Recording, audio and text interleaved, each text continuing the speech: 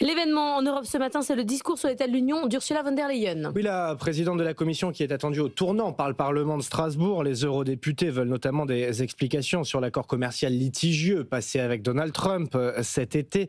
Autre sujet polémique en cette rentrée, l'interdiction de vente des voitures thermiques en 2035. Plusieurs leaders politiques de l'Union européenne en ont fait leur combat. Et hier, c'est le chancelier allemand qui en a remis une couche, Justine Bassogne. Il y a quelques mois encore, remettre en cause la fin du thermique en 2035 était tabou. Désormais, les constructeurs automobiles le crient haut et fort. Ils n'y arriveront pas, la demande n'est pas au rendez-vous. Oliver Zipse, le patron de BMW, ose même. Il faudrait repousser l'interdiction à 2050. Hier à Munich, Friedrich Merz, le chancelier allemand, a apporté son soutien au secteur. Nous tenons bien sûr fondamentalement à la transition vers la mobilité électrique, mais nous avons besoin de davantage de flexibilité dans la réglementation. Il nous faut une réglementation européenne intelligente, fiable, souple, qui est plus nécessaire que jamais.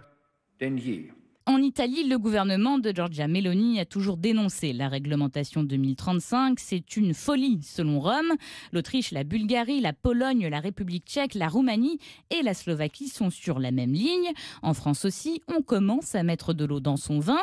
Bercy s'est dit prêt cet été à des assouplissements parmi les pistes avancées par le secteur automobile.